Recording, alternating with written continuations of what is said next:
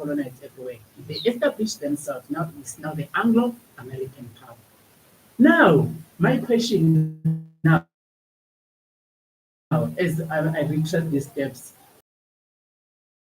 feminists might be moving to the East, to Asia, to China. It's a fact, madam. So the same issues that we are complaining now about here in South Africa, this was the complaints in ancient Greece. Why are this group of people benefiting and our people are being exploited? This was the Greek question. Yes. Rome, same thing. Yes. So what happened is this group of people, they were in Greece, they were exploiting the Greek people. They were using Greek power for their benefit. They were dominating the politics of Greece. They were funding politicians, etc. When they left Greece, Greece collapsed. Yes. And then they moved on to Rome. Then the same thing in Rome, they were given privileges. In Rome, I think it's the same in Greece, I'm speaking under correction. But in Rome, there was special protection for the Jewish people. And there's anti-Semitism and all of these things. Yes. There were special trade allowances. When they left Rome, collapsed. Then after that, they moved to many countries. I'll give you some few that I mentioned in the book, Subversion of South Africa as well. That is related to South Africa. The time that Portugal was an empire conquering Brazil and everywhere, the time that Spain was conquering everywhere, they were there, benefiting from that. But the time that Britain, and you need Portugal, what is Portugal today? Little country collapsed. Holland, they were in Holland, they moved from Portugal and then to Holland. What is Holland today? Basically a farming country, collapsed. Britain, from being an empire to what is Britain today, collapsed. Because you see, there are certain practices that follow here. Moral decline implemented in South Africa now, they are not sustainable. Yes, our people are already being squeezed, but the country is going to collapse. If you, for example, in our education system, they are not building new schools. They are saying that the children can pass maths by 30%. What is this going to lead to? You know, in South Africa, the exploitation continues. Our Reserve Bank is printing the money out of thin air. In South Africa, for the past 30 years, they have not allowed the establishment of a big, major black bank. So what I'm saying is that it leads to a destruction of those societies eventually, big societies. We are on our knees in this country. Our people are poor because we have this hidden power that has somehow gotten control of our society through political puppets. And these political puppets, they do that. You see, even if you are sitting in a room, just normal African people, not politicians who've been bribed, normal people, and you say, our children, you know, we need to have more engineers and all of that. What must we do in our country to make it succeed? Let us drop the education quality. Let us drop the quality of education. Let us drop the maths quality, etc. Imagine African parents having that discussion. It will never happen. But it happened in this country. Not the parents, the politicians of this country, since 1994, have gradually decreased the quality of education. Children today, they can get 90% maths matric and struggle first year maths at university. 30%. People, wherever you are listening to us, people of this world, be it you are white, you are yellow, you are brown, you are whatever color, wherever you are, whatever religious or spiritual form you ascribe to, is a common problem. There is a virus, a common virus that is infiltrating, attacking the body of humanity entirely, you know, and now it's once you lose knowledge of yourself, anyone can define you. So if you are a king yesterday, you can become a slave today, you know. So we have to understand ourselves, you know, come together, you know, as we really see the commonality of our problem, you know, that we are facing world over. As you know, my brother here has highlighted, you know,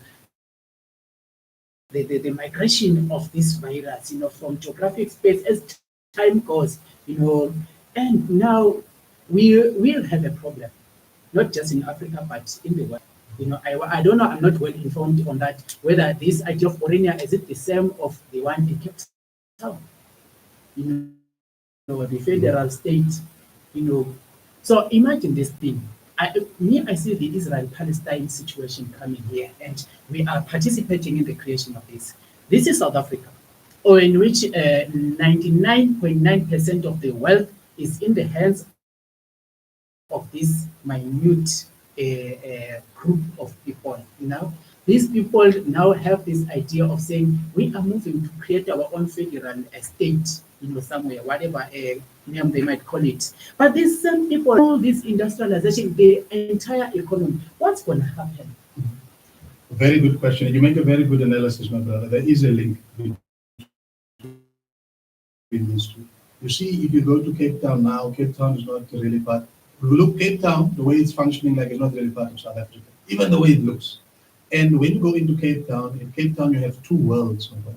So you have the Cape Town where people are living, and you have the Cape Town where they have created, where people are also living, but it is really for subhuman. You have people staying in the same conditions like you mentioned now in Gaza.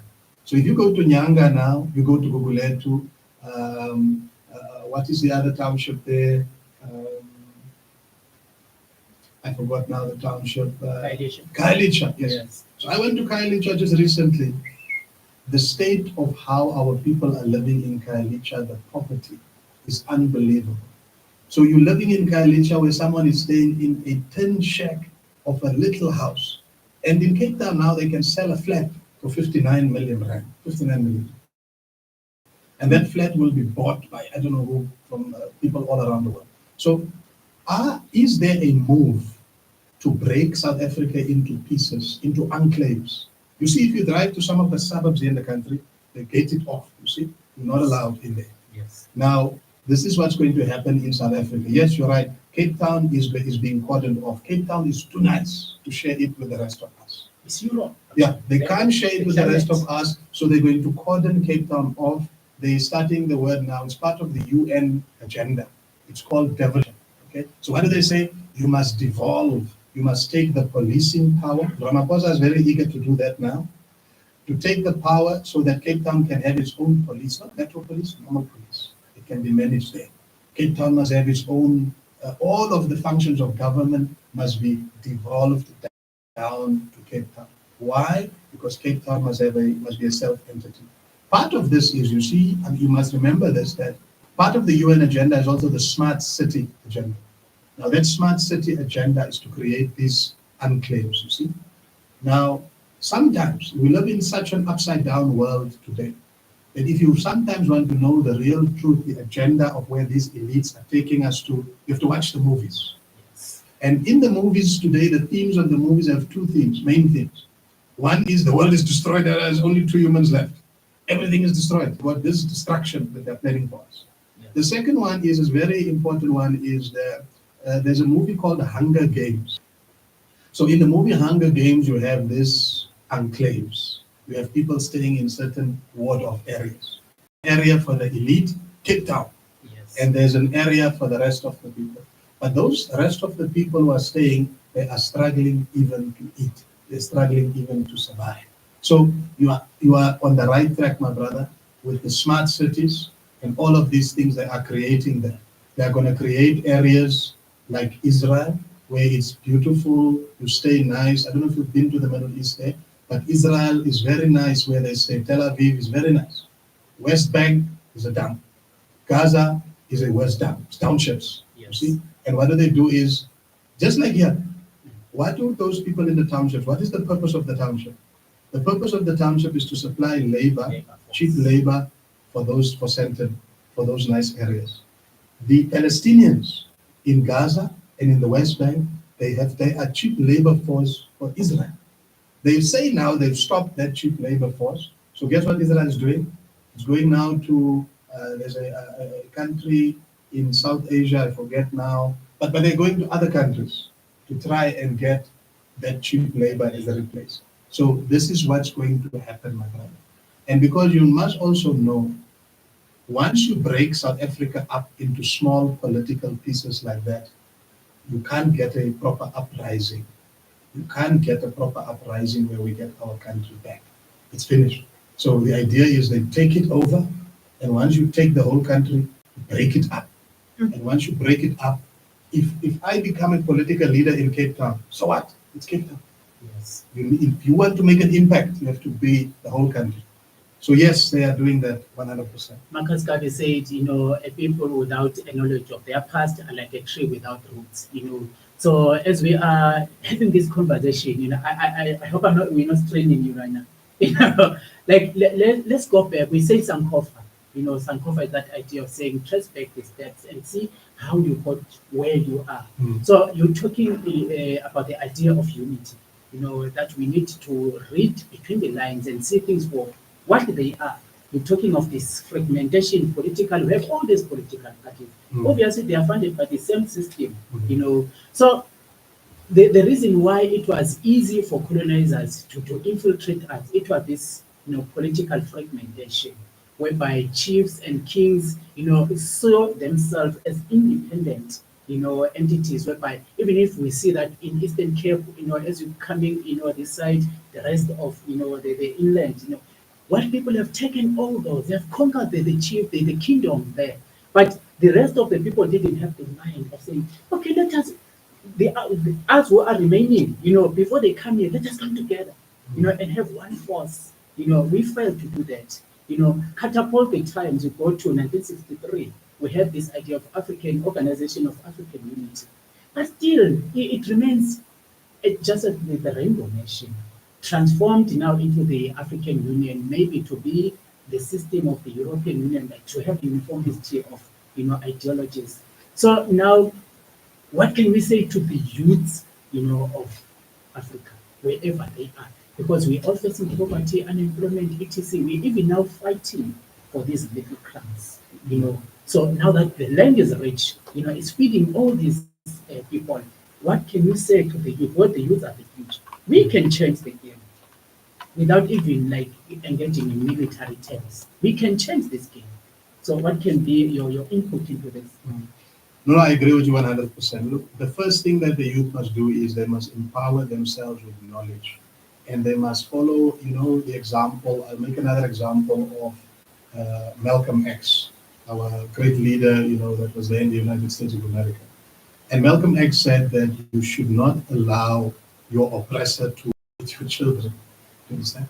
Because what will he teach them? He will teach them to be submissive to oppression. He will mislead them. So I would like the South African youth to understand one thing, that you see all of the cars that you see driving here, they were built with South African mineral resources. All of the cars, you see. And most of these, give you an example. You see in the cars today, they use platinum. I'm not so good with these cars, but they use platinum. I think they use it as converters or something like that in the car.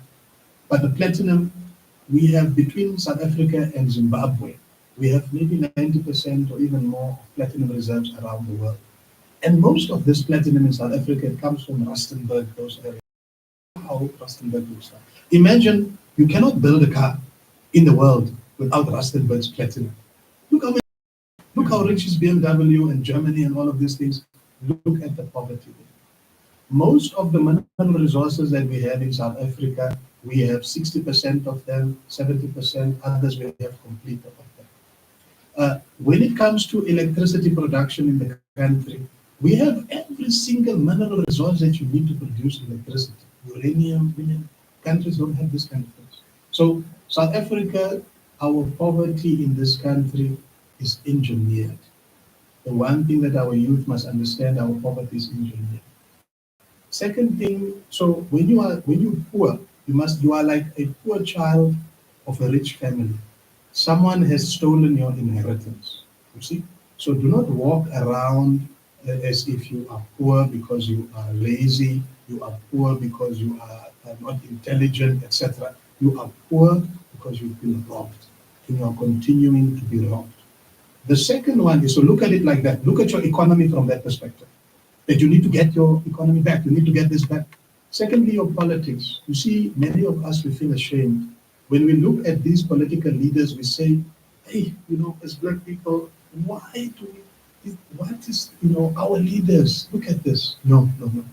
That is not our leaders. You see, in South Africa, for example, I can just name you a few, but we have many. We have many great leaders that you would be proud of. But unfortunately, they end up dead.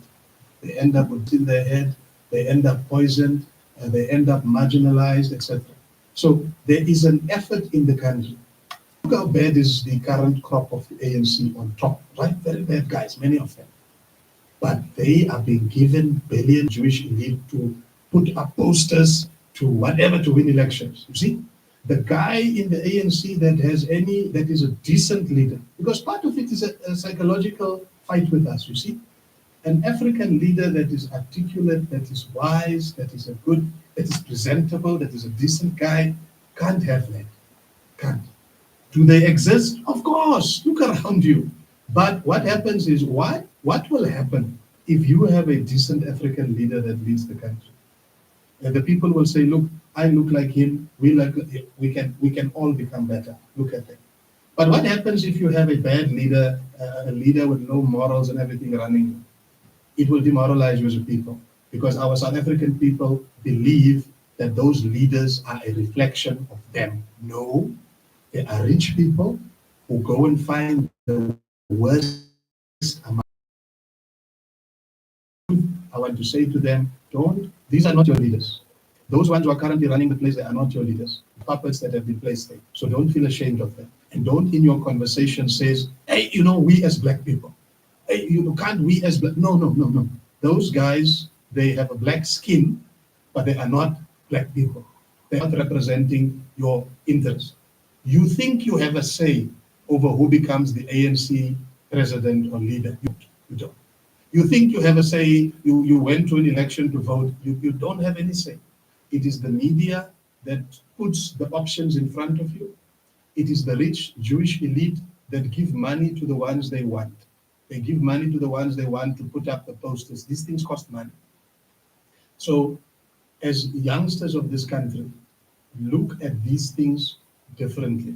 You are still colonized, and the colonizer is using people amongst yourself to oppress you.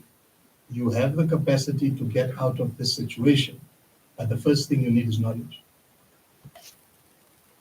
Knowledge, my people, knowledge, capacitate yourself with knowledge, so it's not all about education, it's all about being well informed. Because when you are well informed, you know what decision to take, what choices to take. So to add on what my brother had said here, it is very important for the young people of South Africa and the world over to get out of this illusion of race.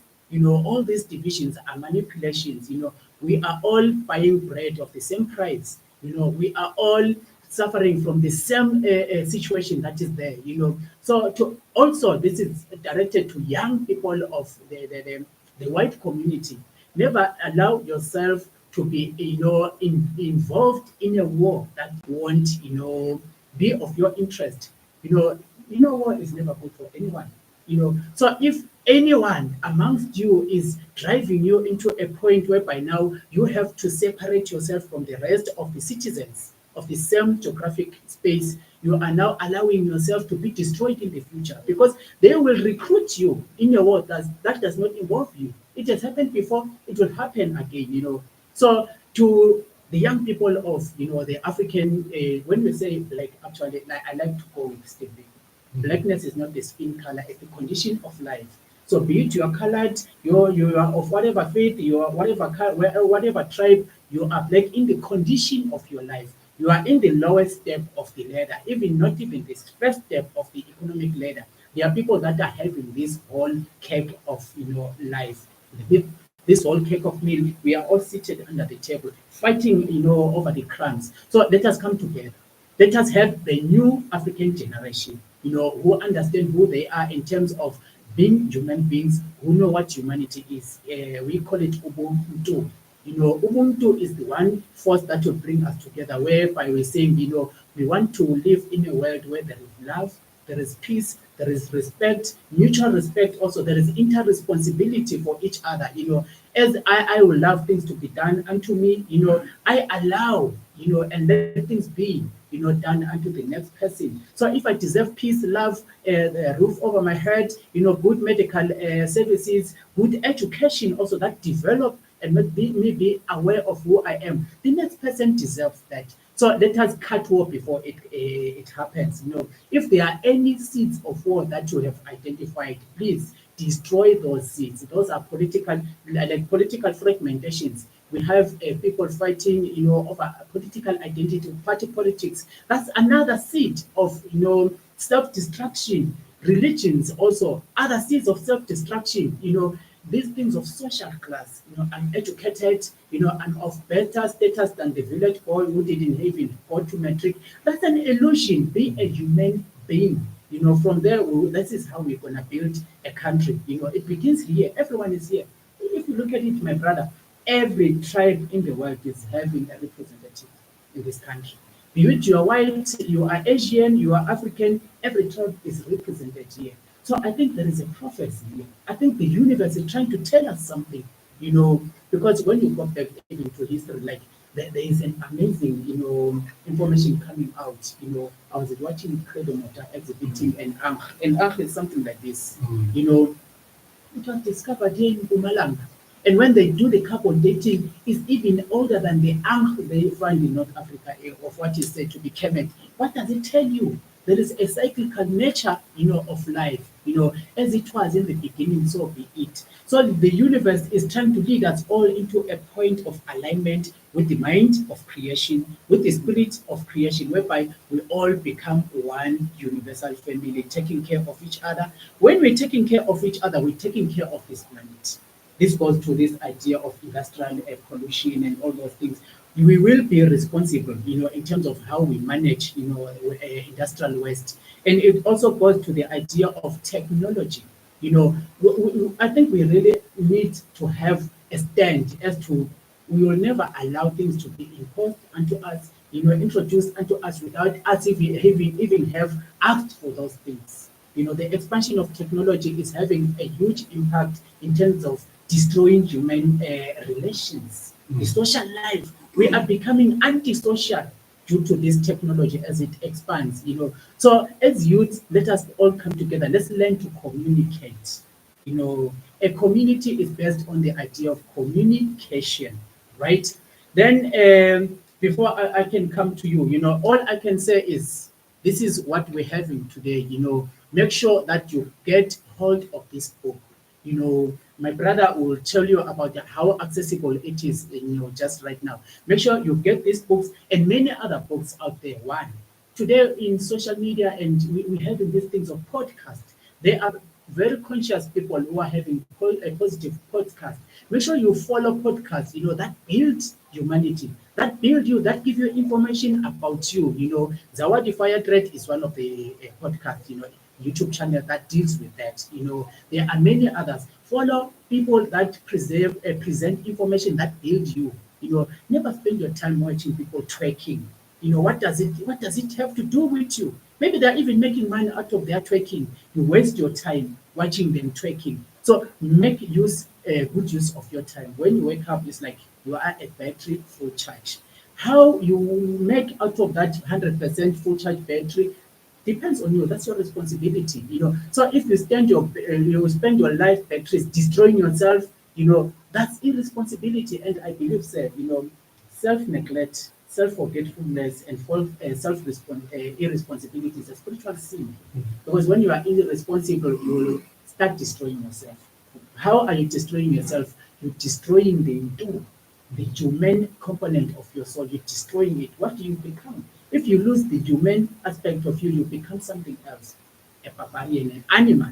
So this is why we see animalism going on around humanity, cannibalism, vampirism around humanity. So, sir, right how accessible are you? For people who would love to follow you, because I respect the world need.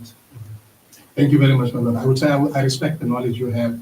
Very insightful what you're saying. And And what you are saying strikes to the core of things, that as Africans we must understand. Yes, we are not people who act ourselves to be superior, but it's important for our people to know, yes, we are not better, and we are not saying we are better than other people, but more importantly, we are not worse than anyone. You understand? It is important for us, and I really appreciate what you are saying, my brother. This book is, as I said, is called The Subversion of South Africa. So you can Google it, and it is available on zarabooks.com. So I'm sure that our brother Zawadi would be so generous as to put it as well in the description, so that you can just have a look there. But it is The Subversion of South Africa, and it is available on zarabooks.com. That's Thank you very much. In terms of yourself now, do you have any platform where you're besides combining information in your books? I believe you are yet to write more books. Is there any platform where you present, information? Yes, yes. So the one is, as I said, the one is Show Us the Virus. So people can just go look at showusthevirus.org.za. So this is where we give information about vaccines, the lockdown, etc. The other one is, we'll discuss that on another time, but I'm also the leader of a political party called Azania. As you know, that for Africa, for this part of the world. So Azania 2024.za. These are the two places where people can get a hold of me and can send emails. We can keep in touch. And I'm hoping, I hope I'm not being forward, but I hope that you would be so kind as to invite me back again if I did not bore or offend anyone. I think the telepathy happening, because after speaking out, I wanted to say, I honor your presence today. I think there's a certain star alignment today. This day, was designed. Things happen in a chain of supply. So I really love to honor my brother. He's the one that has created this day, to happen. It simply means the universe is operating through him to connect, people. This is how things happen. Creation is based on the principle of interconnectedness, interdependence, interrelatedness. We are all intertwined. So we are one body, So it's very, celebrative to see stuff like this happening, So I was gonna say I would really love, to invite you again, to host you again in this platform, because there is a lot that we cover. I had already many questions. As you see this paper, there are many questions here that we didn't cover, and overleaf again there were other questions, but because of time, because there are other presenters yet to come here in the house, so we just have to give space, So in conclusion, I love to say, Honorable, we wish you all the best in your journey, of presenting divine light, unto the universe, unto humanity also. And also, we wish that you stay strong, because this content is dangerous. Very dangerous. So people must please pray for me to keep safe, to continue. But I have no fear. Yeah. I love our people too much, and we trust in the Creator. Yes, that is why we say it's very dangerous in court, because people are like, wow, they'll do you unto you as they did to Steve Biko, Patrice Lumumba, Thomas Sankara, and many others, But we believe in the eternity of life. We are in infinite consciousness. We don't die. This is just a temporary vehicle that we are operating through. But we, as the software, the divine consciousness, we don't die. We are ever expansive. That is why we still talk of Marcus Garvey. We still talk of Malcolm X. We still talk of even the people that came before us. Some talk of Christ. Some talk of Muhammad, the prophet. May peace be unto him. Some speak of great kings, that did great things. That's like being eternal in a way. Your eternity is not based on, maybe there was this thing of Alexa. That thing. Yes. It's not based on drinking Alexa or using Alexa. It's based on your work, your input, the divine consciousness within you. When you give it up fully, with no fear, productively, this is what will make you eternal. So we are eternal beings.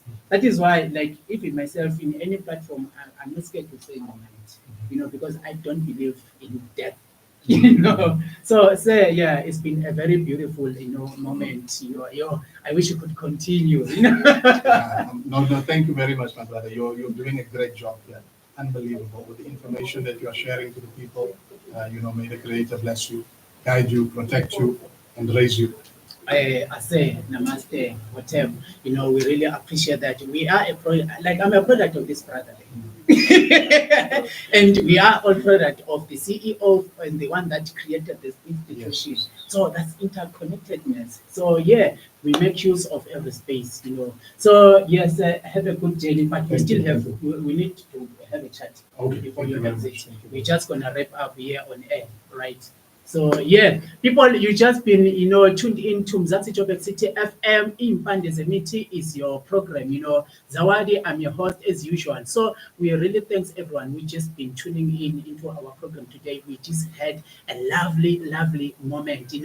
Like I feel like we're in another space beyond this space. Because as we are having a conversation with my honorable brother here, Ricardo Maarman, I feel like we are in some other intergalactic, spaces there, because our consciousness, when we are in tune with the truth of life, the truth of nature, you see. So this is what has been happening as usual, as it always happens here in Impande Zemiti. So yeah, we'll be saying kwaherini, kwainyote, popote mlipo, yeah, we really promote Kiswahili language as a national language for us all African people, because people that cannot communicate cannot unite. There is nothing that make them open up unto each other. So we really promote Kiswahili language, for our unity, for our advantage of communication as we come together to build the human race.